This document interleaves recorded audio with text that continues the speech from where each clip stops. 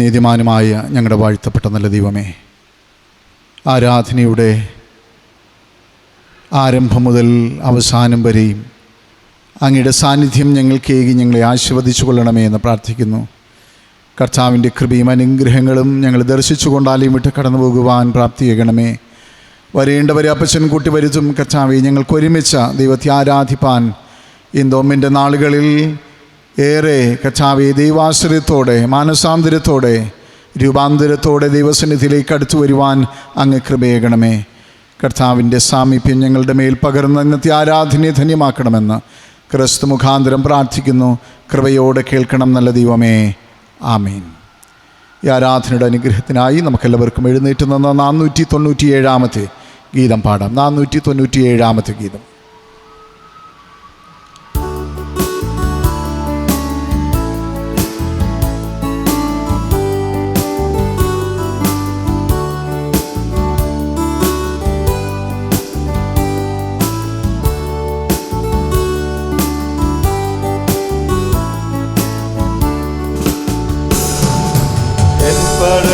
യേശുവുണ്ട് എൻ്റെ നിത്യനായകൻ താൻ. അലറുന്ന കാറ്റിൽ അലയാതെ പോവാൻ എൻ പടകിൽ യേശുവുണ്ട്. അലറുന്ന കാറ്റിൽ അലയാതെ പോവാൻ എൻ പടകിൽ യേശുവുണ്ട്. ലോകയാത്രയിൽ വീഴാതെ ഓടുവാൻ യേശുവിൽ ഞാൻ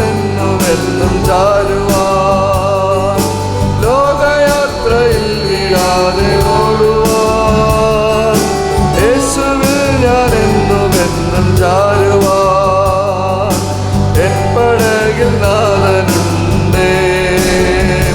ഈ വന്തിനെ ജയിച്ചിടുവാൻ എൻ പടകിൽ നാഥനുണ്ടേ. ഈ വന്തിനെ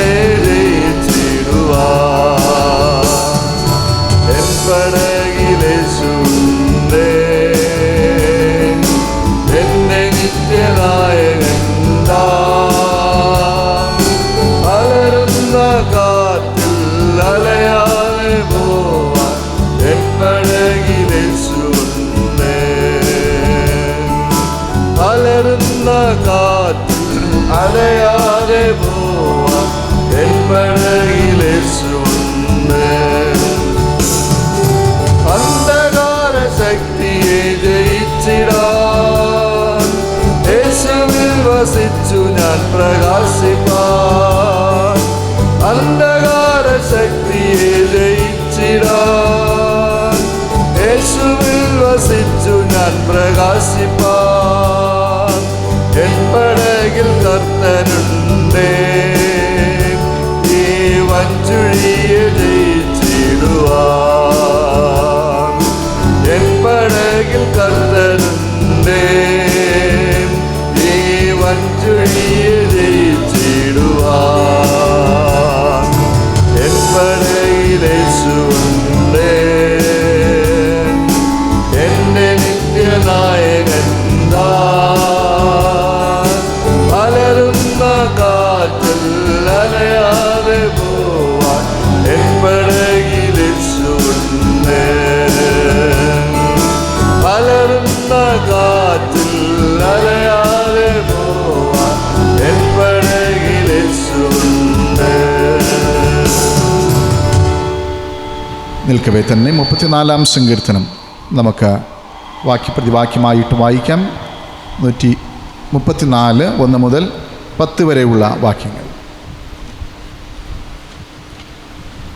ഞാൻ യഹോവയെ എല്ലാ കാലത്തും വാഴ്ത്തും.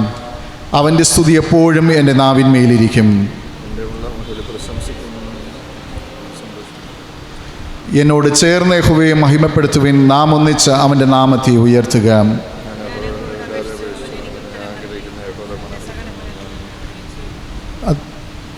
പേജ് നമ്പർ 603, 34 സങ്കീർത്തനം. 5 മുതൽ താഴേക്ക് നമ്മൾ വായിക്കുന്നു.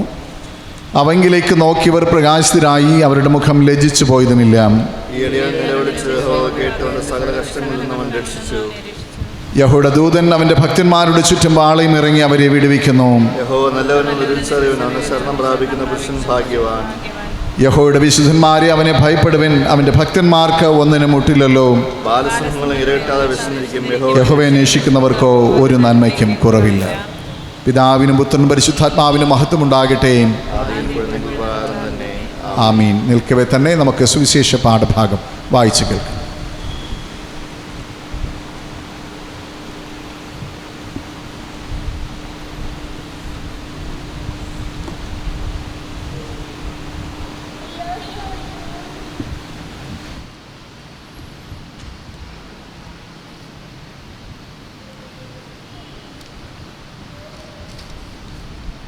വായിക്കാനായി നൽകിയിരിക്കുന്ന സുവിശേഷ വേദഭാഗം വിശുദ്ധ മത്തായി എഴുതിയ സുവിശേഷം 15-ാം അധ്യായം 21 മുതൽ 28 വരെയുള്ള തിരുവചനങ്ങൾ.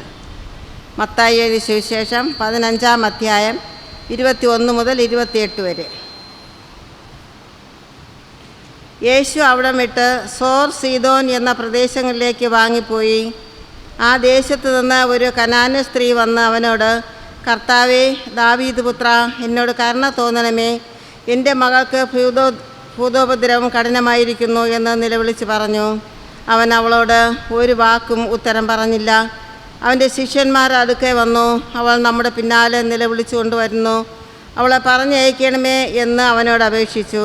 അതിനവൻ, ഇസ്രായേൽ ഗൃഹത്തിലെ കാണാതെ പോയ ആടുകളുടെ അടുക്കലേക്കല്ലാതെ എന്നെ അയച്ചിട്ടില്ല എന്ന് ഉത്തരം പറഞ്ഞു. എന്നാൽ അവൾ വന്നു, കർത്താവേ, എന്നെ സഹായിക്കണമേ എന്ന് പറഞ്ഞ് അവനെ നമസ്കരിച്ചു. അവനോ മക്കളുടെ അപ്പമെടുത്ത് നായ്ക്കുട്ടികൾക്ക് ഇട്ടുകൊടുക്കുന്നത് നന്നല്ല എന്ന് ഉത്തരം പറഞ്ഞു. അതിനവൾ, അതേ കർത്താവേ, നായ്ക്കുട്ടികളും ഉടയവരുടെ മേശയിൽ നിന്ന് വീഴുന്ന നുറുക്കുകൾ തിന്നുന്നുണ്ടല്ലോ എന്ന് പറഞ്ഞു. യേശു അവളോട്, സ്ത്രീയെ, നിൻ്റെ വിശ്വാസം വലിയത്, നിൻ്റെ ഇഷ്ടം പോലെ നിനക്ക് ഭവിക്കട്ടെ എന്ന് ഉത്തരം പറഞ്ഞു. ആ നാഴിക മുതൽ അവളുടെ മകൾക്ക് സൗഖ്യം വന്നു. ഈ വായിച്ചു കേട്ട തിരുവചന വേദഭാഗങ്ങൾ ദൈവം നമ്മെ സമൃദ്ധി അനുഗ്രഹിക്കുമാറാകട്ടെ. ആമേൻ. കണ്ണുകളടയ്ക്കാം, നമുക്ക് ദൈവത്തോട് പ്രാർത്ഥിക്കാം. അല്പസമയം ദൈവസന്നിധിയിൽ സ്വയാർപ്പണത്തോടെ നമുക്ക് അടുത്തു വരാമോ? ഇതുവരെയും വഴി നടത്തിയ ദൈവത്തിന് നന്ദി അർപ്പിച്ചുകൊണ്ട് ഈ ഒരുക്കാരാധനയിൽ നമ്മെ തന്നെ ദൈവകരങ്ങളിൽ സമർപ്പിച്ചുകൊണ്ട് നമുക്ക് പ്രാർത്ഥിക്കാം.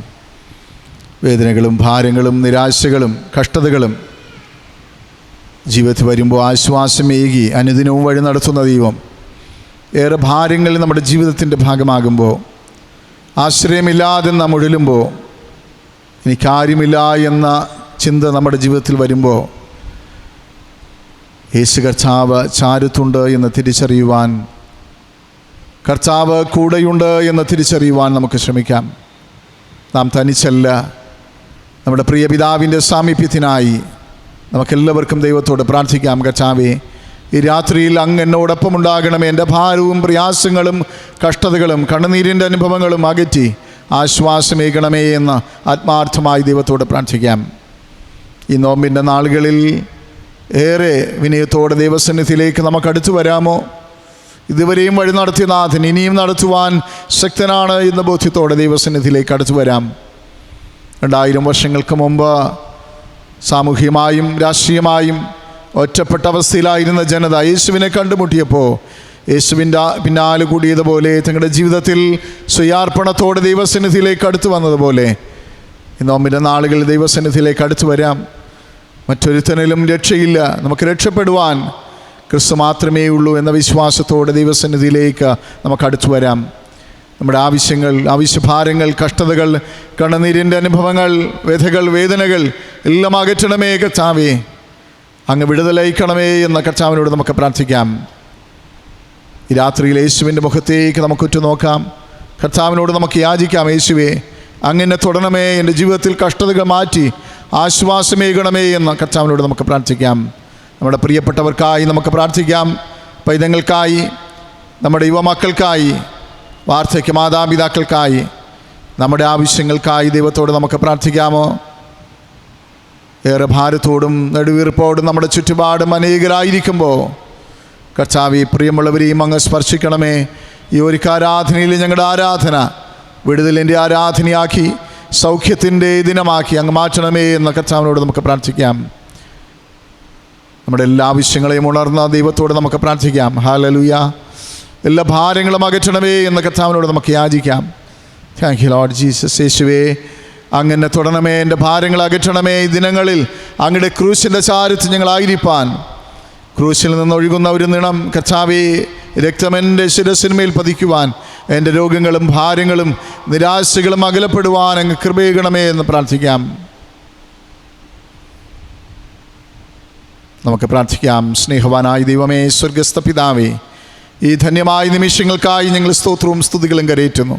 ദൈവസന്നിധിയിലേക്ക് അടുത്തു വരുവാനും അങ്ങേ നോക്കി സ്തുതിപ്പാനും കർത്താവേ, അങ്ങയുടെ തിരുസന്നിധിയിലേക്ക് ദൈവമേ ഞങ്ങളായിത്തീരുന്ന നിമിഷം ഞങ്ങളുടെ ജീവിതങ്ങളിൽ വലിയൊരു മാറ്റത്തിൻ്റെ, കർത്താവ് വിടുതലിൻ്റെ, സമാധാനത്തിൻ്റെ, ഐശ്വര്യത്തിൻ്റെ, സമാധാനത്തിൻ്റെ ദിനങ്ങളാക്കി അങ്ങ് മാറ്റണമേ എന്ന് ഞങ്ങൾ പ്രാർത്ഥിക്കുന്നു. ഏറെ ഭാരത്തോടെ ആലയത്തിൽ കടന്നു വന്ന പ്രിയപ്പെട്ടവരുണ്ട്. കർത്താവേ, ഞങ്ങളുടെ ജീവിതത്തിലെ കഷ്ടതകളും ഭാരങ്ങളും കർത്താവെ അകറ്റുവാൻ കഴിവുള്ള യേശു അപ്പച്ചൻ്റെ അരികിലേക്ക് കർത്താവേ, ഏറെ ഭാരത്തോടെ കടന്നു വന്ന ജീവിതങ്ങൾ അങ്ങ് തൊടുകയാൽ സ്തോത്രം. കഷ്ടതകൾ മാറിപ്പോകട്ടെ കർത്താവേ, വേദനകൾ മാറിപ്പോകട്ടെ കർത്താവേ, എല്ലാവരെയും അങ്ങ് ആശീർവദിക്കണമേ എന്ന് പ്രാർത്ഥിക്കുന്നു. കർത്താവേ, തൊഴിൽ തേടുന്ന പ്രിയപ്പെട്ടവരുണ്ട്, കടഭാരത്തിൽ നട്ടം തിരിയുന്ന പ്രിയപ്പെട്ടവരുണ്ട്, കുടുംബത്തിൽ സമാധാനമില്ലാതെ ഭാരപ്പെടുന്നവരുണ്ട്. കർത്താവേ, ഭവനത്തിൽ കയറുമ്പോൾ തന്നെ അന്ധകാരത്തിൻ്റെ അനുഭവങ്ങളിൽ ഭാരപ്പെടുന്ന ജീവിതങ്ങൾ കർത്താവേ, നിമിഷം യേശു സകലത്തിനും ഭേദം വരുത്തുവാൻ കഴിവുള്ള ദൈവമായി ഞങ്ങളോട് കൂടെയുള്ളതിനായി സ്തോത്രം. എല്ലാം നിൻ്റെ മക്കളെയും അങ്ങ് സ്പർശിക്കണമേ, കഷ്ടതകൾ അകറ്റി ആശ്വാസമേകണമേ എന്ന് പ്രാർത്ഥിക്കുന്നു.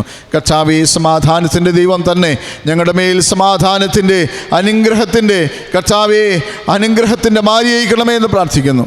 അങ്ങയുടെ സാമീപ്യം തന്നെ ഞങ്ങൾ ഗ്രഹിച്ചുകൊണ്ട് സമാധാനത്തോടെ മടങ്ങിപ്പോകുവാൻ അപ്പച്ചൻ കൃപ ചെയ്യും.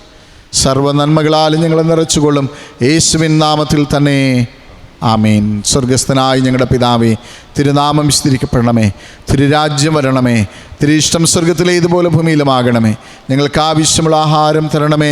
ഞങ്ങളുടെ ഇടക്കാരോട് ക്ഷമിച്ചിരിക്കുന്ന പോലെ ഞങ്ങളുടെ പാപകടങ്ങൾ ഞങ്ങളോടും ക്ഷമിക്കണമേ. ഞങ്ങളുടെ പരിശീകർത്താതെ സകലദുഷ്ടങ്ങളിൽ നിന്ന് വെടിവെക്കണം. രാജ്യവും ശക്തി മഹത്വവും എന്നും എന്നേക്കും അങ്ങേക്കുള്ളതാകുന്നുവല്ലോ. ആമേൻ. ആമേൻ. നമുക്കെല്ലാവർക്കും ചേർന്ന് 365 ഗീതം പാടാം. 365 ഈ സമയം സ്തോത്ര കാഴ്ച ശേഖരിക്കുന്നതാണ്.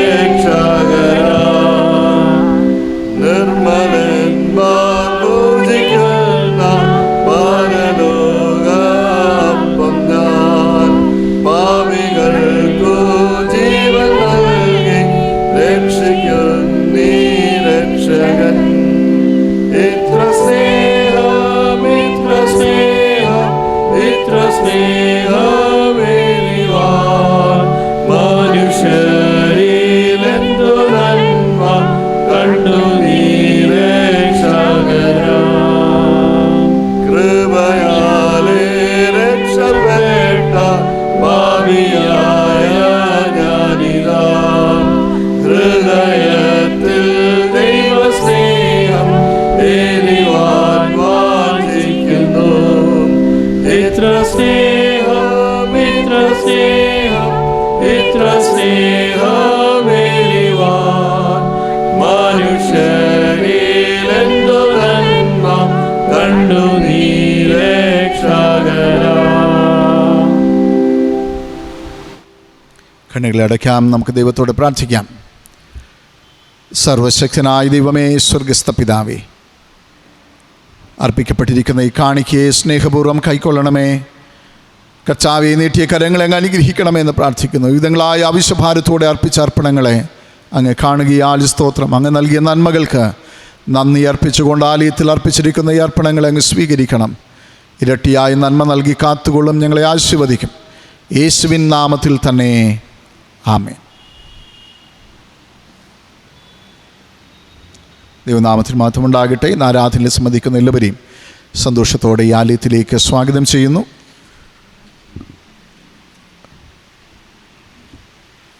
നമുക്ക് നാളെ ഞായറാഴ്ച ആരാധന, നോമ്പിൻ്റെ ആരാധനയില്ലല്ലോ.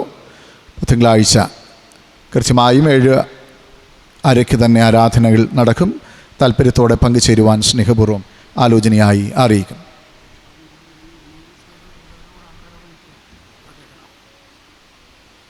എന്ന തിരുമേനിയുടെ യാത്രയയപ്പ് യോഗമായിരുന്നു. അതിന് കടന്നുപോയി ധാരാളം പേർ അവിടെയുണ്ട്. എല്ലാവർക്കും എത്തിച്ചേരാനായിട്ട് കഴിഞ്ഞിട്ടില്ല. ഞാൻ ആരാധന ആയതുകൊണ്ട് ഓടി എത്തിയതാണ്, ഇപ്പോൾ കഴിഞ്ഞതേ ഉള്ളൂ. അതിൽ കടന്നുപോയ പ്രിയപ്പെട്ടവരെയും സ്നേഹപൂർവ്വം ഓർക്കുന്നു. ദൈവം നിങ്ങളെയും ധാരാളമായി അനുഗ്രഹിക്കട്ടെ. നാളത്തെ ആരാധനയ്ക്കായി പ്രാർത്ഥനയോടെ ഒരുങ്ങാം. അതിന് സർവശക്തനായ ദൈവം നമുക്ക് കൃപയാകട്ടെ. നമുക്ക് ഈ പാട്ട് നിങ്ങളുടെ കയ്യിലുണ്ടോ? നമ്മുടെ ഭജൻ എങ്കിൽ നമുക്കൊന്ന് അത് പാടാം.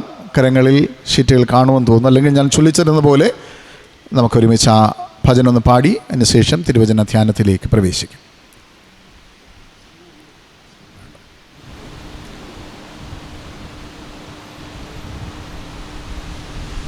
ഉണ്ടല്ലോ, നമുക്ക് പാടാം. ജയ് ജഗദീശ നമോ, ജയ താരകദേവ നമോ. ജയ് ജഗദീശ നമോ, ജയ താരകദേവ നമോ. പൂജിത വന്ദിത ഈശ, പൂജിത വന്ദിത ഐക്യത ശക്തി നമോ. ജയ് ജഗദീശ നമോ, ഐക്യത ശക്തി നമോ.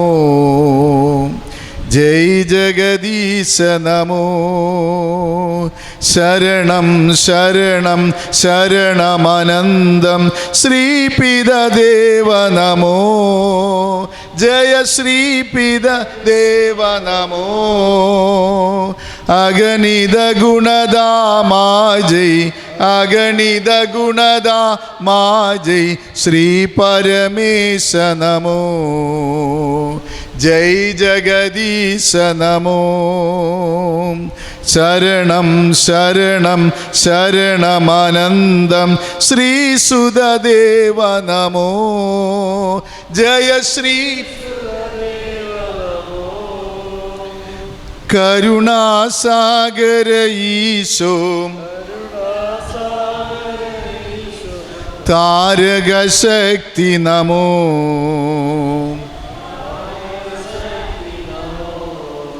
ജയ് ജഗദീശ നമോ.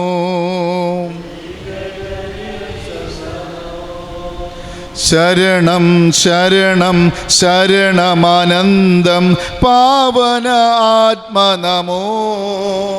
ജയ പാവന ആത്മ നമോ.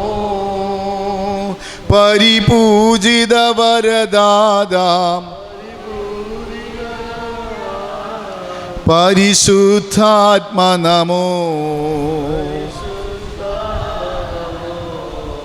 ജയ് ജഗദീശ നമോ.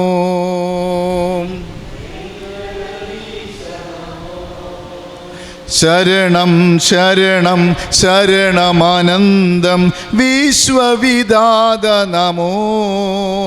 ജയ വിശ്വവിദാത പരിപാലക പരമേശാം പിതസുത ആത്മ നമോ. പ്രസുത ആത്മനമോ ജയ് ജഗദീശ നമോ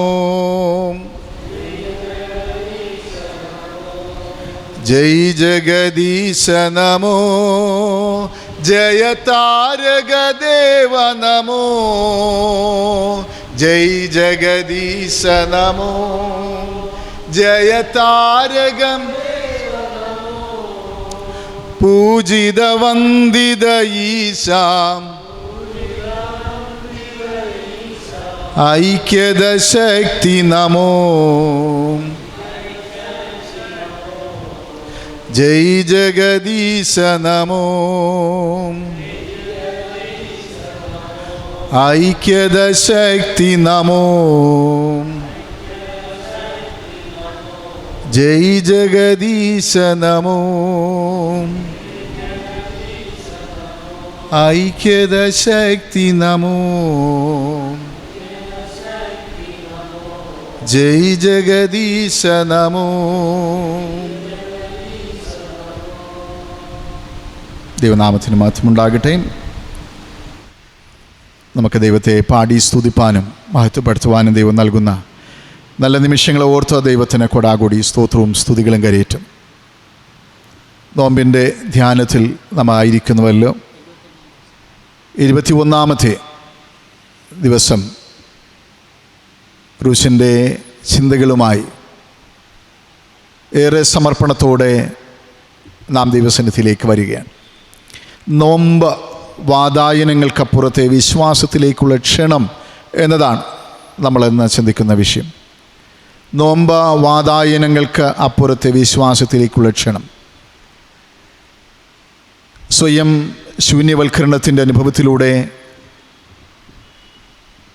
കാൽവരിയിലെ ക്രൂശോളം തന്നെ അനുഗമിപ്പാൻ പഠിപ്പിച്ച യേശുനാഥൻ്റെ പാതയിൽ ചരിക്കുവാൻ വിളിക്കപ്പെട്ടവരാണ് ക്രൈസ്തവരായ നാം ഓരോരുത്തരും.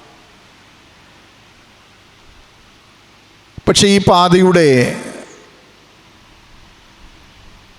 യാത്രാവേളയിൽ പലപ്പോഴും വീണുപോകുന്നു എന്നതാണ് യാഥാർത്ഥ്യം. വീണു പോകുന്നവരോടൊപ്പം ചേർന്ന് നടക്കുന്ന ക്രിസ്തുദേവനെയാണ് നമുക്ക് സുവിശേഷത്തിൽ കാണുവാനാകുക. മുമ്പ് പ്രസംഗങ്ങളിൽ ഞാൻ പറഞ്ഞിട്ടുണ്ട്, വീണുപോയ ശിഷ്യന്മാർ ഏറെ ഭാരത്തോടും നിരാശയോടും മാളിക മുറിക്കുള്ളിൽ അടച്ചിരിക്കുമ്പോഴും എമൗസിലേക്ക് ഓടിപ്പോകുമ്പോഴും അവരുടെ ചാരത്തേക്ക് അടുത്തു വരുന്ന ക്രിസ്തുദേവനെ നമുക്ക് കാണുവാനായിട്ട് കഴിയും. ക്രിസ്തു കൂടെ ഉണ്ടായിരുന്നപ്പോൾ പോലും വീണുപോയ ശിഷ്യന്മാരുടെ ജീവിതാനുഭവം നമുക്കറിയാം. അല്പമൊന്ന് മാറിയാൽ അപ്പോൾ വീണത് തന്നെ. അത് നമ്മൾ സുവിശേഷ ഭാഗങ്ങളിൽ തിരിച്ചറിയുന്ന യാഥാർത്ഥ്യമാണ്. കാരണം യേശു വലിയൊരു അത്ഭുതം ചെയ്ത ശിഷ്യന്മാരെ പറഞ്ഞയക്കുമ്പോൾ പോലും ഗലീല തടാകത്തിൽ പട്ടുപോകുന്ന ശിഷ്യന്മാരുടെ വിശ്വാസത്തെ നമുക്ക് കാണുവാനായിട്ട് കഴിയും. കൂടാതെ യേശുവില്ലാതെയുള്ള യാത്രകളിൽ അവർ ക്ഷീണിതരാകപ്പെടുകയാണ്, നിലവിളിക്കുകയാണ്. യേശുവേ, നീ ഉണ്ടായിരുന്നെങ്കിൽ ഞങ്ങൾക്ക് ആപത്ത് പിണയില്ലായിരുന്നു എന്നതാണ് അവരുടെ പക്ഷം. ഏറെ നിലവിളിയുടെ സ്വരം കേൾക്കുമ്പോൾ അങ്ങ് മാറിയിരുന്ന ചിരിക്കുന്ന ദൈവമായിട്ടല്ല, അവർ അരികിലേക്ക് അടുത്തു വരുന്ന, വെള്ളത്തിന്മീതെ നടന്ന അവർ അരികിലേക്ക് വരുന്ന അരിമനാഥനെ നമുക്ക് കാണുവാനായിട്ട് കഴിയുന്നു. മുമ്പ് ഒരു പ്രസംഗത്തിൽ പറഞ്ഞതുപോലെ, വാവിട്ട് നിലവിളിക്കുന്ന, തനിക്ക് അബദ്ധം പിണഞ്ഞു എന്ന് പറഞ്ഞ കോഴി കൂകുമ്പോൾ യേശു പറഞ്ഞത് ഓർത്തെടുത്ത് വാവിട്ട് നിലവിളിക്കുന്ന പത്രോസിൻ്റെ അരികിൽ വന്ന അവന് പശ്ചാത്താപത്തിൻ്റെ അനുഭവത്തിലേക്ക് കടന്നു വരുന്ന, അവന് ആശ്വാസമേകുന്ന ക്രിസ്തുദേവനെ നമുക്ക് കാണുവാനായിട്ട് കഴിയുന്നു. ഇപ്പം നോമ്പിൻ്റെ അനുഭവങ്ങൾ വീണ്ടും നമുക്ക് ശക്തി പകരുന്ന ഒന്ന് തന്നെയാണ്. പിന്നെ വായിച്ചു കേട്ട ഭാഗം നോമ്പിൻ്റെ അനുഭവം വാതായനങ്ങൾക്കപ്പുറത്തെ വിശ്വാസത്തിലേക്കുള്ള ക്ഷണമായി നമുക്ക് കാണുവാനായിട്ട് കഴിയുന്നു. മത്തായി 15 ഒരു സംഭവം കുറിക്കുമ്പോൾ 23 28 വരെ നമ്മൾ മനസ്സിലാക്കുന്ന ഒരു കനാന്യ സ്ത്രീയുടെ വിശ്വാസത്തെയാണ്. മത്തായി മാത്രമല്ല, മർക്കോസ് 7:24 മുതൽ 30 വരെ വായിക്കുമ്പോഴും ഇതേ സംഭവം മറ്റൊരു അർത്ഥത്തിൽ നമുക്ക് കാണുവാനായിട്ട് കഴിയുന്നു. ഇവിടെ മത്തായി കനാന്യ സ്ത്രീയുടെ വിശ്വാസത്തെക്കുറിച്ച് പറയുമ്പോൾ മാർക്കോസ് പറയുന്നത് മറ്റൊരു വ്യക്തിയുടെ അനുഭവമായിട്ടാണ്. ഒരു വിജാതീയ സ്ത്രീയുടെ അനുഭവമായി അവിടെ വരച്ച് കാണിക്കുന്ന നമുക്ക് കാണുവാനായിട്ട് കഴിയുന്നു. ഈ വാക്കുകളിൽ കാണുവാനായിട്ട് കഴിയുന്നത് യഹൂദന്മാർക്ക് അന്യമായ വിശ്വാസ അനുഭവങ്ങളിൽ യേശുവിൻ്റെ അരികിലേക്ക് വരുന്നൊരു സഹോദരിയുടെ ജീവിതാനുഭവമാണ്. ഇപ്പം നിസ്സാരപ്പെട്ട ഒന്നല്ല നമുക്കിവിടെ കാണുവാനായിട്ട് കഴിയുന്നത്. ഇപ്പം ഇവിടെ വിജാതികരുടെ പ്രദേശമായ സോർ സീദോൻ അതിർത്തികളിൽ യേശു എത്തുമ്പോൾ സംഭവിക്കുന്ന സംഭവമായിട്ടാണ് ഇവിടെ രേഖപ്പെടുത്തിയിരിക്കുന്നത്. ഇപ്പോൾ കനാന്യ സ്ത്രീ യേശുവായിട്ടുള്ള സംഭാഷണം നിസ്സാരമായി നമുക്ക് കാണുവാനായിട്ട് കഴിയുന്നില്ല. അതുകൊണ്ടാണ് ഇതിൻ്റെ തുടക്കത്തിൽ ഞാൻ പറഞ്ഞത് വാതായനങ്ങൾക്കപ്പുറത്തെ വിശ്വാസത്തിലേക്കുള്ള ക്ഷണം ആയിട്ട് ഞാൻ ഇതിനെ വിവക്ഷിപ്പാനിടയായത്. ആ സ്ത്രീ ഏറെ ഭാരത്തോടെ ദൈവസന്നിധിയിലേക്ക് അടുത്തു വരികയാണ്. അവൾ യഹൂദ സ്ത്രീ അല്ല, കനാന്യ സ്ത്രീയാണ്. ഇപ്പോൾ വിജാതീയ ഒരു സഹോദരിയാണ്. തൻ്റെ മകളുടെ ഒരു ആവശ്യവുമായിട്ടാണ്, മകളുടെ സൗഖ്യത്തിനാണ് യേശുവിൻ്റെ അരികിലേക്ക് വരുന്നത്. പക്ഷെ യേശു അതിന് വിഘാതം വരുത്തുന്ന തൻ്റെ വാക്കുകൾക്ക് കുറച്ചൊന്ന് തടസ്സം നിൽക്കുന്നത് നമുക്കിവിടെ കാണുവാനായിട്ട് കഴിയുന്നു. ഇതിൻ്റെ ഇടയിൽ ധാരാളം ചർച്ചകളുണ്ടായിട്ടുണ്ട്. ഇതിനെ ഖണ്ഡിക്കുന്ന വലിയ തിയോളജിയൻസ് ഉണ്ട്. യേശു എന്തുകൊണ്ട് അങ്ങനെയൊക്കെ പറഞ്ഞത് ഈ ഭാഗം വായിക്കുമ്പോൾ നമുക്ക് മനസ്സിലാകും. യേശു കർത്താവ് ശക്തമായി അവളോട് സംവദിപ്പാനായിട്ട് പരിശ്രമിക്കുകയാണ്. അവൾ വിളിക്കുന്നത്, കർത്താവേ ദാവീദ് പുത്ര, എന്നോട് കരുണ തോന്നണമേ, എൻ്റെ മകൾക്ക് ബോധോദ്രവം കഠിനമായിരിക്കുന്നു എന്ന് നിലവിളിക്കുമ്പോൾ കർത്താവ് അവളെ മൈൻഡ് ചെയ്യുന്നില്ല എന്നതാണ് നമുക്കിവിടെ കാണുവാനായിട്ട് കഴിയുന്നത്. അപ്പോൾ ശിഷ്യന്മാർ പിന്നെ ഇടപെടുകയാണ്. ശിഷ്യന്മാർ പറയുന്നത്, അവൾ നമ്മുടെ പിന്നാലെ വരികയാണ്, നിലവിളിച്ചുകൊണ്ട് വരികയാണ്, അവളെ പറഞ്ഞേക്കണം എന്ന് പറയുമ്പോൾ യേശു പറയുകയാണ്, ഇസ്രായേൽ ഗ്രഹത്തിലെ കാണാതെ പോയ ആടുകളുടെ അടുക്കലേക്കല്ലാതെ എന്നെ അയച്ചിട്ടില്ല എന്നുത്തരം പറഞ്ഞു. ഇതിനെയാണ് വേദശാസ്ത്ര പണ്ഡിതന്മാരുടെ അഭിപ്രായത്തിൽ വിഭിന്നമായ ചിന്താഗതികളുള്ളത്. ഭയങ്കരമായ തർക്കങ്ങളുണ്ട്. കർത്താവ് എന്തുകൊണ്ട് ഇത് പറഞ്ഞു? വിജാതീയരോട് യേശുവിൻ്റെ നിലപാടെന്താണ്? പക്ഷേ യേശു അവളുടെ വിശ്വാസത്തെ പരീക്ഷിക്കുന്നതായി നമുക്കിവിടെ കാണുവാനായിട്ട് കഴിയുന്നു. ശിഷ്യന്മാരുടെ വിശ്വാസത്തെ യേശു പരീക്ഷിക്കുകയാണ്. ഈ നോമ്പ് കാലയളവുകളിൽ നമ്മുടെ വിശ്വാസത്തെ കർത്താവ് പരീക്ഷിക്കുകയാണ്. ആ സഹോദരിയുടെ വിശ്വാസത്തെ യേശു പരിശോധിക്കുകയാണ്. പക്ഷെ യേശു ഒരിക്കലും വിജാതീയരോട്, മറ്റുള്ളവരോട്, യഹൂദന്മാരല്ലാത്തവരോട് അകലം പാലിച്ചിരുന്നില്ല എന്ന് നമുക്ക് കാണുവാനായിട്ട് കഴിയുന്നു. ഇത്തരത്തിൽ മാറ്റി നിർത്തിയുന്നവരെ ചേർത്ത് പിടിച്ച അരിമനാഥൻ ഈ സഹോദരിയോടും അനുഭാവപൂർവമായ ഇടപെടൽ വരുത്തിയതായി നമുക്ക് പിന്നത്തേതിൽ കാണുവാനായിട്ട് കഴിയുന്നു. പക്ഷേ ഇവിടെ വളരെ ശക്തമായി യേശു കർത്താവ് തൻ്റെ ശിഷ്യന്മാരോടും ആ സഹോദരിയോടും തൻ്റെ ചുറ്റുപാടുമുള്ളവരോടും വളരെ വ്യക്തമായി തൻ്റെ നിലപാട് അറിയിക്കുകയാണ്. താൻ വന്നത് എന്തിനാണ് എന്ന് പറയുമ്പോൾ ആ സ്ത്രീ വിട്ടുകൊടുക്കാൻ തയ്യാറല്ലായിരുന്നു. വിട്ടുകൊടുക്കാൻ ഒട്ടും തയ്യാറല്ല. തനിക്ക് തൻ്റെ മകളുടെ രോഗത്തിന്, അവിടെ ഉണ്ടായിരുന്ന ഭൂതോപദ്രവത്തിന് തടസ്സം ആയിരിക്കുന്ന അനുഭവങ്ങൾക്ക് ഭേദമുണ്ടാകണം, മാറ്റമുണ്ടാകണം. ഭൂതോപദ്രവം മാറിപ്പോയേ പറ്റൂ. തങ്ങളുടെ ആഗ്രഹത്തിനായി, തങ്ങളുടെ ആവശ്യത്തിനായി വിശ്വാസത്തോടെ യേശുവിൻ്റെ പിന്നാലെ വരുന്ന ആരെയും യേശു തള്ളിക്കളയുകയില്ല. നമുക്കറിയാം, നമ്മൾ യഹൂദന്മാരൊന്നുമല്ല, പക്ഷേ യേശുവിൻ്റെ സാമീപ്യം നമ്മുടെ കൂടെയുണ്ട്. അതുകൊണ്ടാണ് യേശുവിൻ്റെ പിന്നാലെ പോകുന്നതിൽ നമുക്ക് മടിയില്ലാത്തത്. ഇന്നും യഹൂദന്മാർ വലിയൊരു വിഭാഗം യേശുവിൻ്റെ വിശ്വാസത്തിലേക്ക് വന്നവരല്ല, യേശുവിനെ വിശ്വസിക്കുന്നവരല്ല. നമുക്കറിയാം, ഇന്നും പഴയ തോറയുമായി ഇനിയും മശിഹ വരും എന്ന ചിന്തയോടെ കഴിയുന്ന യഹൂദന്മാരെ നമുക്ക് കാണുവാനായിട്ട് കഴിയും. പക്ഷേ ഇവിടെ യേശു തൻ്റെ ജനത്തിൻ്റെ അരികിലേക്ക് വരുമ്പോൾ, അവർ തന്നെ കൈക്കൊള്ളാതിരിക്കുമ്പോൾ വിജാതീയരായ അനേകർ യേശുവിൻ്റെ ചാരത്തേക്ക് ഓടി വരുന്നത് നമുക്ക് കാണുവാനായിട്ട് കഴിയുന്നു. അപ്പോൾ ഈ നോമ്പ് എന്ന് പറയുന്നത് വാതായനങ്ങൾക്കപ്പുറത്തെ വിശ്വാസത്തിലേക്കുള്ളൊരു ക്ഷണമായി നമുക്കിതിനെ കാണുവാനായിട്ട് കഴിയും. നോമ്പ് നാളുകൾ നമ്മൾ മനസ്സിലാക്കേണ്ടത്, നമ്മുടെ വിശ്വാസത്തിലുള്ളവർ മാത്രമല്ല, യേശുവിനെ ആരാധിക്കുന്ന അനേകരുണ്ട്, യേശുവിനെ കേൾക്കുന്ന അനേകരുണ്ട്. ഈ വിശ്വാസത്തെ പുൽകുന്ന അനേകരെ നമ്മുടെ ചുറ്റുപാടും കാണുവാനായിട്ട് കഴിയും. അതുകൊണ്ടാണ് യേശു പിന്നത്തേതിൽ തൻ്റെ ശിഷ്യന്മാരെ പഠിപ്പിച്ചത്, ഈ തൊഴുത്തിൽ ഉൾപ്പെടാത്ത അനേകർ എനിക്കുണ്ട് എന്ന യാഥാർത്ഥ്യം. അനേകരെ യേശു വിളിച്ച് വേർതിരിച്ചു. പിന്നീട് പൗലോസ് അപ്പോസ്തലനും തുടങ്ങിയ യേശുവിൻ്റെ ശിഷ്യന്മാരും ആ നഗരമൊക്കെ വിട്ട് വെളിയിലേക്ക് കടന്നു പോകുവാനുള്ള ആഹ്വാനം യേശു നൽകിയത് ഈ വിശ്വാസത്തിലേക്കുള്ള ക്ഷണമായിട്ടാണ്. യെരൂശലേമിലും യഹൂദയിലും മറ്റിടങ്ങളിലേക്ക് കടന്നു പോകുവാൻ യേശു കർത്താവ് ആഹ്വാനം ചെയ്യുന്നതിന് കാരണം എന്താ? ഈ ശുശ്രൂഷ, ഇപ്പോൾ ദൈവീക ശുശ്രൂഷ എന്ന് പറയുന്നത് ഇവിടം കൊണ്ട് മാത്രം അടച്ചിടപ്പെടേണ്ടുന്ന ഒന്നല്ല, അകലങ്ങളിലേക്ക് ഇറങ്ങിച്ചെല്ലുവാനായിട്ട് കഴിയുന്ന ഒരു ശുശ്രൂഷയാണ് എന്ന യാഥാർത്ഥ്യം. എന്നെ കേൾക്കുന്ന സഹോദരങ്ങളെ, യേശുവിനെ മനസ്സിലാക്കുവാൻ, യേശുവിൻ്റെ ഇംഗിതം മനസ്സിലാക്കുവാൻ, യേശു എന്ത് നമ്മിൽ നിന്ന് ആഗ്രഹിക്കുന്നു എന്ന് മനസ്സിലാക്കുവാൻ നമുക്ക് കഴിയണം. ഇവിടെ ഈ ഭാഗം നമ്മെ പഠിപ്പിക്കുന്ന വിലക്കുകൾ, അതിരുകളും ഒക്കെ അതീതമായ വിശ്വാസം വിജയം വരിക്കുമെന്ന യാഥാർത്ഥ്യമാണ്. വിലക്കുകൾക്കും അതീതമായ, അതിരുകൾക്ക് അതീതമായ വിശ്വാസം. ഇപ്പം ഈ സഹോദരി ആ സമൂഹം മുദ്ര കുത്തിയത് എന്താണ്? അവൾ വിജാതിയായ ഒരു സ്ത്രീയാണ്, ഇവൾ കനാന്യ സ്ത്രീയാണ്. പക്ഷേ യേശു കർത്താവ് അവളെ സ്നേഹിക്കുന്നു എന്ന, യേശു കർത്താവ് അവളെ കരുതുന്നു എന്ന, അവളും അബ്രഹാമിൻ്റെ മകളാകുന്നു എന്ന ഈ സംഭവത്തിലൂടെ യേശു കർത്താവ് ആ സമൂഹത്തിൻ്റെ മുമ്പിൽ വരച്ചു കാട്ടുന്നത് നമുക്ക് കാണുവാനായിട്ട് കഴിയുന്നു. അതിനാണ് അവൾക്ക് അതീതമായ വലിയൊരു വിശ്വാസമുണ്ട്. 2, ഈ ഭാഗം പഠിപ്പിക്കുന്നത് യേശുവിലേക്കുള്ള ചൂണ്ടുപലകകൾ ആകുവാനുള്ള ക്രൈസ്തവ ദൗത്യം നമ്മിൽ ഉണ്ടാകണമെന്നതാണ് ഈ നോമ്പ് കാലയളവിൽ ഈ ഭാഗം നമ്മെ പഠിപ്പിക്കുന്നത്. അപ്പോൾ വിശ്വാസത്തോടെ ഉറപ്പോടെ നിലകൊള്ളുവാനുള്ള ആഹ്വാനമാണ് ഈ വചനം നമുക്ക് നൽകുന്നത്.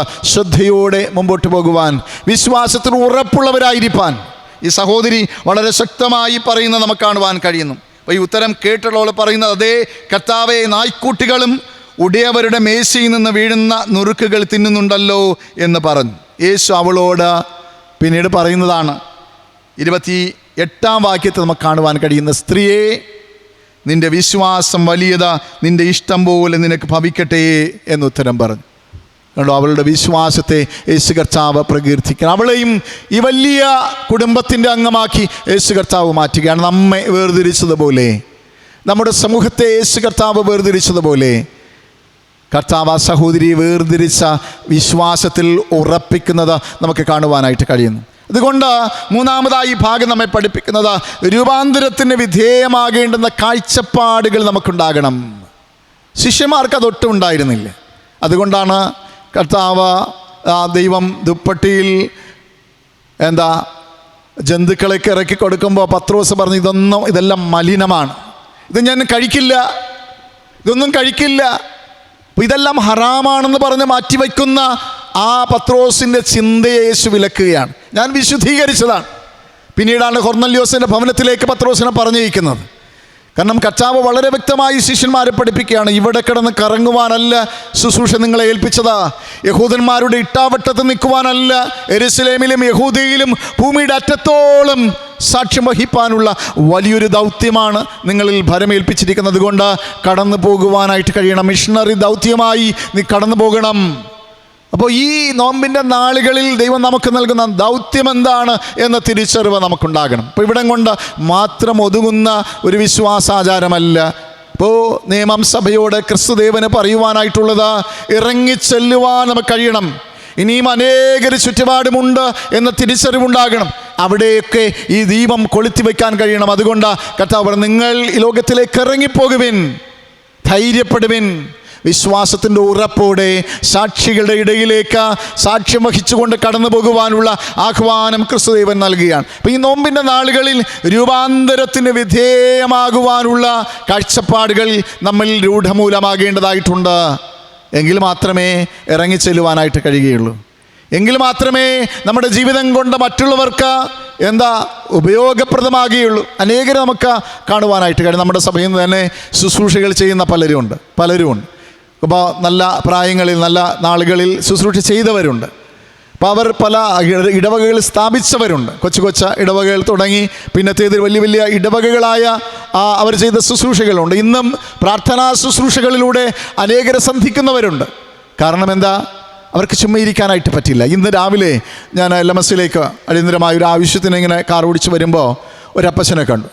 അത് വലിയൊരു കോളേജിൻ്റെ മുൻഭാഗത്ത് ആണ് ഞാൻ കണ്ടത്. അതായത് നമ്മുടെ ബാറ്റൺ ഹിൽ എൻജിനീയറിംഗ് കോളേജിൻ്റെ ആ റോഡ് അങ്ങോട്ടേക്ക് പോകുന്നതിന് മുമ്പിൽ ഒരപ്പച്ചൻ.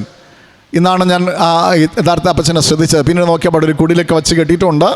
അവിടെ ബൈബിൾ ഉണ്ടെന്ന് എഴുതി വെച്ചിട്ടുണ്ട്. ഈ അപ്പച്ചൻ അവിടെ ഇരുന്ന് ഭയങ്കരമായിട്ട് പ്രസംഗിക്കണം. ഒരാൾ പോലും കേൾക്കാനില്ല. പക്ഷേ അപ്പച്ചൻ അവിടെ നിന്ന് ഭയങ്കര തകർത്ത് പ്രസംഗിക്കുകയാണ്. ഞാൻ ചുറ്റുപാടൊക്കെ നോക്കി, ആരും ശ്രദ്ധിക്കുന്നില്ല. പക്ഷേ അപ്പച്ചൻ ഇങ്ങനെ പ്രസംഗമാണ്. ഇത് ഒരു ദിവസത്തെ കാര്യമല്ല.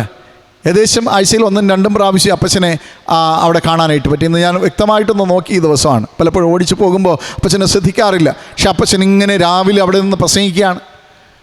പക്ഷെ അപ്പച്ചൻ്റെ ഞാൻ അപ്പോഴും ചിന്തിച്ചു, ഇത്രയേറെ തീക്ഷ്ണമായി പ്രസംഗിക്കാൻ അപ്പച്ചന് കഴിയുന്നല്ലോ. കാരണം ഈ നാളുകളിൽ ഭയങ്കര പ്രശ്നമാണ്. പുച്ഛിക്കുന്നവർ അനേകരുണ്ടാകും. അപ്പോൾ ഓടിച്ചു വിടുന്നവർ വയസ്സായ ഒരു അപ്പച്ചനായതുകൊണ്ടായിരിക്കും ആളുകൾ ഓടിച്ചു വിടാത്തത്. ഇപ്പോൾ അടുത്ത കാലത്ത് പത്തനംതിട്ടയ്ക്കടുത്ത് ഒരാളിനെ മർദ്ദിച്ച് അവശനാക്കി പറഞ്ഞു വിടുന്നത് നമ്മൾ വീഡിയോകളിലൂടെ പല മാധ്യമങ്ങളിലൂടെയും കണ്ടതാണ്. ഇതുപോലെ പലയിടങ്ങളിൽ പാലക്കാട് നടന്ന സംഭവങ്ങൾ നമ്മൾ കണ്ടിട്ടുണ്ട്. അത് കൊച്ചു കേരളത്തിൽ നടക്കുന്നതാണ്. പലയിടങ്ങളിൽ മിഷൻ ഫീൽഡുകളിലൊക്കെ ഏറെ ദാരുണമായ ചിത്രങ്ങളൊക്കെ നമുക്ക് കാണുവാനായിട്ട് കഴിയും. എങ്കിലും അവർക്ക് ഈ ദൗത്യം മാറ്റി നിർത്താനായിട്ട് കഴിയുന്നില്ല. ഇപ്പോൾ എന്നെ കേൾക്കുന്ന സഹോദരങ്ങളെ, ഈ ദൗത്യം എന്താണ് എന്ന തിരിച്ചറിവ്.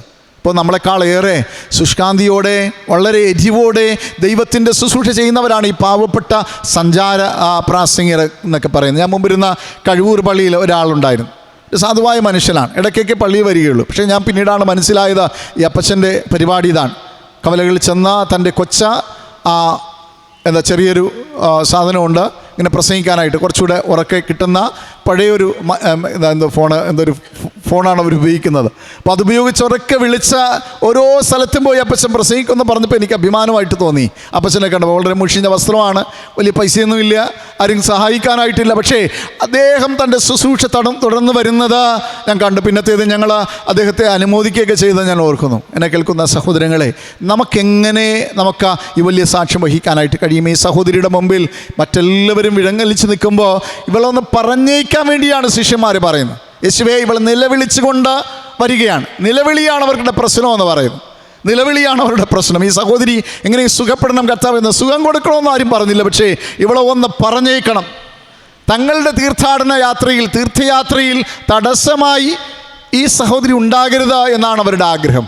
പലപ്പോഴും കാഴ്ചപ്പാടുകൾ മാറിപ്പോകുന്ന ഈ സമൂഹത്തിൽ എന്താണ് നമ്മുടെ കാഴ്ചപ്പാട് എന്ന് നമ്മൾ തിരിച്ചറിയുവാൻ തയ്യാറാകണം. ഇപ്പോൾ ബർത്തിമായിയെക്കുറിച്ചൊക്കെ ഞാൻ മുമ്പ് പ്രസംഗത്തിൽ പറഞ്ഞിട്ടുണ്ട്. ബർത്തിമായി വഴിയിരുന്ന് വിളിക്കുന്നതാണ് അവരുടെ പ്രശ്നം. യേശു പോകുന്ന യാത്രയിൽ അവർക്ക് സുരക്ഷ ഒരുക്കുവാനുള്ള ആ പ്രതിബദ്ധതയാണ് അവർ കാട്ടുന്നത്. സക്കായി ആ മനുഷ്യനെ ശാസിച്ച് അമർത്തുവാൻ പരിശ്രമിക്കുകയാണ്. നമുക്കറിയാം, ഇതാണ് സമൂഹം എന്ന് പറയുന്നത്. സക്കായിക്ക് കാട്ടത്തീന്മേൽ കയറേണ്ടി വന്നത്. ഇപ്പം അവൻ കുള്ളനായതുകൊണ്ട് പറയും, പലതുമൊക്കെ പറയാൻ ശ്രമിക്കും. നമ്മളൊരു വിശ്വാസത്തിൻ്റെ അടപ്പാണ്, നമ്മളത് ശ്രദ്ധിച്ച് അത് ചെയ്യാൻ. പക്ഷേ മനുഷ്യന് യേശുവിൻ്റെ അരികെ പോലും വരാൻ പറ്റില്ല. അതാണ് ആ സമൂഹത്തിൻ്റെ സാക്ഷ്യമെന്ന് പറയുന്നത്. ആ മനുഷ്യൻ മരത്തിൻ്റെ മണ്ടയിൽ കയറി ഇങ്ങനെ നോക്കിയിരിക്കുകയാണ്. യേശുവിനത് കാണണം. ആ മനുഷ്യൻ്റെ ആഗ്രഹം അതാണ്. പക്ഷേ എന്നെ കേൾക്കുന്ന സഹോദരങ്ങളെ, നമ്മളെങ്ങനെയായിരിക്കുന്നത് നമ്മൾ ചിന്തിക്കണം. ഇന്ന് നാം പലരും യേശുവിൻ്റെ അരികിലേക്ക് വരുവാൻ തടസ്സമായിട്ടുണ്ടെങ്കിൽ അത് മാറ്റുവാനാണ് ഈ നോമ്പ് എന്ന് നാം മനസ്സിലാക്കണം. മഹാത്മാഗാന്ധി പറഞ്ഞതാ, യേശുവിനെ എനിക്കിഷ്ടമാണ്, ബൈബിൾ ഞാൻ വായിക്കാറുണ്ട്, പക്ഷേ ക്രിസ്ത്യാനികളെ എനിക്കിഷ്ടമല്ല. അദ്ദേഹം പറഞ്ഞതാണ്, എൻ്റെ പുസ്തകത്തിൽ എഴുതിയിട്ടുണ്ട്. ഞാൻ ഒരിക്കൽ വായിച്ചത് ഞാൻ ഓർക്കുകയാണ്. പക്ഷെ അന്നുള്ള ക്രിസ്ത്യാനികളുടെ സാക്ഷ്യം മോശമായിരുന്നു കൊണ്ട് അദ്ദേഹം പറഞ്ഞു, യേശുവിനെ എനിക്കിഷ്ടമാണ്, ബൈബിൾ എനിക്കിഷ്ടമാണ്, പക്ഷേ എന്ത് സാക്ഷ്യമാണ് നമുക്ക് കൊടുക്കാനായിട്ട് കഴിയുന്നത്? ഇത് ഒറ്റപ്പെട്ട സംഭവമല്ല, ഒരാൾ മാത്രമല്ല, പലരും പറഞ്ഞ യാഥാർത്ഥ്യമാണ്. അതുകൊണ്ട് രൂപാന്തരത്തിന് വിധേയമാകേണ്ടുന്ന കാഴ്ചപ്പാടുകൾ രൂപപ്പെടുത്തേണ്ടത് ആവശ്യമായിരിക്കുന്ന ഈ സഹോദരി കനാന്യ സ്ത്രീ പഠിപ്പിക്കുന്ന പാഠം ഇതാണ്. ഇവിടെ യേശു അവളോട് പറയുകയാണ്, സ്ത്രീയെ, നിൻ്റെ വിശ്വാസം വലിയതാ, നിൻ്റെ ഇഷ്ടം പോലെ നിനക്ക് ഭവിക്കട്ടെ എന്ന് ഉത്തരം പറഞ്ഞു. ആ നാഴിക മുതൽ അവരുടെ മകൾക്ക് സൗഖ്യം വന്നു എന്നാണ് ആ ഭാഗം രേഖപ്പെടുത്തിയിരിക്കുന്നത്. എന്നെ കേൾക്കുന്ന സഹോദരങ്ങളെ, നമ്മുടെ വിശ്വാസത്തിന് തടസ്സമായിരിക്കുന്ന, നമ്മുടെ രോഗസൗഖ്യത്തിന് തടസ്സമായിരിക്കുന്ന, നമ്മുടെ മുമ്പോട്ടുള്ള യാത്രയ്ക്ക്, നമ്മുടെ ഉത്ഥാനത്തിന്, വളർച്ചയ്ക്ക് തടസ്സമായിരിക്കുന്ന ഇതെല്ലാം മാറ്റി നിർത്തുവാൻ, ക്രിസ്തുവിനോടൊപ്പം ചേരുവാൻ, നല്ല സ്വഭാവത്തിന്, നല്ല സാക്ഷ്യത്തിന് കളമൊരുക്കുവാൻ നമുക്ക് രൂപമാറ്റമുണ്ടാകണമെന്നാണ് ഈ ഭാഗം നമ്മെ പഠിപ്പിച്ചത്. ശിഷ്യന്മാരുടെ ജീവിതത്തിൽ രൂപമാറ്റമുണ്ടാകണം. ആ സഹോദരിയുടെ വിശ്വാസം ഒന്നുകൂടെ ഉറപ്പിക്കപ്പെടണം. അതുകൊണ്ടാണ് യേശു പറഞ്ഞത്, യേശു പറഞ്ഞു, ഇസ്രായേൽ ഗൃഹത്തിലെ കാണാതെ പോയ ആടുകളുടെ അടുക്കലേക്കല്ലാതെ എന്നെ അയച്ചിട്ടില്ല. യേശു വെറുതെ പറഞ്ഞതാണ്. നമുക്കറിയാം, യേശുവിൻ്റെ ശുശ്രൂഷയെല്ലാം കാണുമ്പോൾ നമുക്ക് മനസ്സിലാകും അവിടെ മാത്രമല്ല യേശുവിൻ്റെ ശുശ്രൂഷ. അങ്ങനെയാണെങ്കിൽ യേശു കർത്താവ് ആ യാക്കോബിൻ്റെ കിണറ്റിൻ്റെ കരയിൽ കർത്താവ് ഇരിക്കില്ലായിരുന്നു. എല്ലാവരും പറഞ്ഞയച്ചു, ശിഷ്യന്മാരെയൊക്കെ പറഞ്ഞയച്ചു, ഭക്ഷണമൊക്കെ വാങ്ങിക്കൊണ്ടുപോകാം. കള്ളം പറഞ്ഞ് വിട്ടതാണ്. അവരെ പറഞ്ഞ് പതുക്കെ വിട്ടിട്ട് യേശു കർത്താവ് അവിടെ കാത്തിരിക്കുകയാണ്. ആർക്ക് വേണ്ടിയാണ്? ശമര്യക്കാരിയായ സ്ത്രീയെ തേടി. ശമര്യക്കാരിയാണ്. കർത്താവ് വന്നപാടെ വെള്ളം ചോദിക്കും നമുക്ക് കാണുവാനായിട്ട് കഴിയും. അപ്പോൾ യേശുവിൻ്റെ ചിന്താഗതി അല്ല നമുക്കവിടെ കാണുവാനായിട്ട് കഴിയും. അവരുടെ വിശ്വാസത്തെ യേശു കർത്താവ് പിന്നീട് പ്രകീർത്തിക്കുകയാണ്. അവരുടെ മകൾക്കുള്ള ആവശ്യമുള്ളത് കർത്താവ് നൽകുന്നു, സൗഖ്യമേകുന്നു, കർത്താവ് അവളെ പറഞ്ഞയക്കുന്നു. പക്ഷേ കർത്താവ് പഠിപ്പിച്ചൊരു പാഠമുണ്ട്. വിശ്വാസം ഏറ്റവും പ്രധാനമാണ്. നിൻ്റെ ജീവിതത്തിലെ രൂപമാറ്റം, നിനക്കുണ്ടാകേണ്ടുന്ന മാറ്റം, എന്തൊക്കെ പറഞ്ഞാൽ നീ പോകില്ല. അതാണ് യാക്കോബ് പറഞ്ഞു, നീ എന്നെ അനുഗ്രഹിച്ചല്ലാതെ ഞാൻ നിന്നെ വിടുകയില്ല. ഉറച്ച വിശ്വാസം. യാക്കോബിന് അറിയാം മുമ്പോട്ട് പോയാൽ പ്രശ്നമാണ്. ഏശാവ് തട്ടും. മലപ്പുറം കത്തിയുമായി കക്ഷി നടക്കുകയാണ്. മലപ്പുറം അല്ല, അങ്ങുള്ള കക്ഷിയുടെ കത്തിയുമായി സഹോദരനെ കൊല്ലാൻ വേണ്ടി നടക്കുകയാണ്. അതുകൊണ്ട് ദൈവദൂതൻ്റെ അനുഗ്രഹം കിട്ടിയില്ല എങ്കിൽ ഉപായിയായ യാക്കോബിനെ ഇനി പിടിച്ചു നിൽക്കാൻ കഴിയില്ല എന്ന ബോധ്യം അവനുണ്ട്. കുറേയൊക്കെ പണികളൊക്കെ ചെയ്ത നാടൻ ഭാഷയിൽ പറഞ്ഞ ഉഡായിപ്പുകളൊക്കെ കാണിച്ച് ജീവിച്ച മനുഷ്യനാണ്. പക്ഷേ പിന്നത്തേതിൽ അദ്ദേഹത്തിന് മനസ്സിലായി പണിയൊന്നും നടക്കില്ല. ദൈവദൂതനോട് മല്ലിടുമ്പോൾ പിടിച്ച പിടിയാണ്. നീ എന്നെ അനുഗ്രഹിച്ചല്ലാതെ ഞാൻ നിന്നെ വിടുകയില്ല. ദൈവത്തിൻ്റെ അനുഗ്രഹവും വാങ്ങിക്കൊണ്ട് പോകുമ്പോൾ അവനറിയാം ഇനി ഏത് യേശാവല്ല ആര് വന്നാലും ശരി തന്നെ തൊടാൻ പറ്റില്ല. കാരണം അനുഗ്രഹം അവനുണ്ട് എന്ന വിശ്വാസം. എന്നെ കേൾക്കുന്ന സഹോദരങ്ങളെ, നമ്മുടെ ജീവിതത്തിലുള്ള മുമ്പോട്ടുള്ള യാത്രയിൽ ക്രിസ്തു ഉണ്ട് എന്ന വലിയൊരു വിശ്വാസം, യേശു അപ്പച്ചൻ കൂടെയുണ്ട് എന്ന വിശ്വാസം നമുക്കുണ്ടാകണം. മറ്റുള്ളവരെയും കരുതുവാനുള്ളൊരു മനോഭാവം നമ്മുടെ ജീവിതങ്ങളിൽ ഉണ്ടാകണം. മറ്റുള്ളവർ, നമ്മുടെ ചുറ്റുപാടുമുള്ളവരോട് യേശുവിനെ കുറിച്ച് പറയുവാൻ, അല്ലെങ്കിൽ എൻ്റെ ജീവിത സാക്ഷ്യം കൊണ്ട് ക്രിസ്തുവിനെ കാട്ടിക്കൊടുക്കുവാൻ കഴിയുമ്പോഴാണ് നമ്മുടെ ജീവിതം അർത്ഥപൂർണ്ണമായി തീരുന്നത്. കൂടാതെ രൂപാന്തരത്തിന് വിധേയമാകുവാനുള്ള പുതിയ കാഴ്ചപ്പാടുകൾ രൂപപ്പെടുത്തിയെടുക്കണം. അതിന് സർവശക്തനായ ദൈവം നമുക്ക് തുണയ്ക്കട്ടെ എന്ന് പ്രാർത്ഥിച്ചുകൊണ്ട് എൻ്റെ വാക്കുകൾ വിസ്മരിക്കും. ദൈവം നമ്മെ ധാരാളമായി അനുഗ്രഹിക്കട്ടെ. ഇപ്പോഴാ സ്നേഹമുള്ള പ്രേമച്ചൻ പ്രാർത്ഥിച്ച ആശീർവാദം.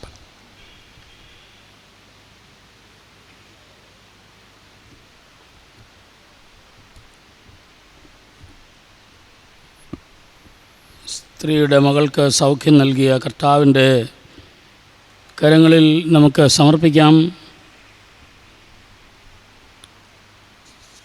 യേശുക്രിസ്തുവിനോട് ചേർന്ന് ജീവിക്കുവാൻ പ്രതിഷ്ഠയോടെ നമുക്ക് 456 ഗീതത്തിൻ്റെ ചില വരികൾ നമുക്ക് പാടാം. 456. എനിക്കായി മുറിവേറ്റ തൃക്കരങ്ങൾ എൻ ശിരസിൽ വെച്ച ശീർവദിക്കണേ. എനിക്കായി മുറിവേറ്റ തൃക്കരങ്ങൾ എൻ ശിരസിൽ വെച്ച ശീർവദിക്കണേ. അങ്ങയുടെ ആത്മാവിനാലേഴയെ അഭിഷേകം ചെയ്തനുഗ്രഹിക്കണേ. അങ്ങയുടെ ആത്മാവിനാലേഴയെ അഭിഷേകം ചെയ്തനുഗ്രഹിക്കണേ. ആപത്തുവേളകളിൽ ആനന്ദവേളകളിൽ